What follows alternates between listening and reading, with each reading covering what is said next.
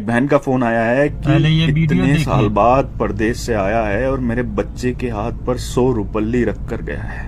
मेरे हाथ में किसकी कहानी है नहीं पता, लेकिन जिसकी भी कहानी है ना, दिल रोने लगा ये सुनकर। परदेसी की कहानी है। 10 साल हो गए थे परदेश में काम करते हुए। पहला साल कर्ज उतारने में और दूसरा तीसरा साल बहन की शादियों की भेंट चढ़ गया। चौथे साल कुछ करके आने का सोचा तो पापा की तबीयत खराब हो गई, नहीं आ पाया। यहाँ तक कि पापा दुनिया छोड़कर चले गए तब भी नहीं आ पाया। बूढ़ी माँ घर में अकेली थी। आने का सोचा लेकिन कोई बचत नहीं थी।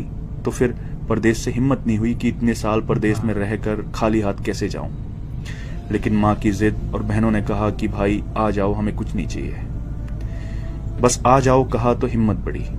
कुछ उधार लिया, कुछ पास था जिससे टिकट करवाया और वापस ये सोचकर आ गया कि अब कोई बड़ी जिम्मेदारी तो है नहीं, यहीं पे कुछ कर लेंगे।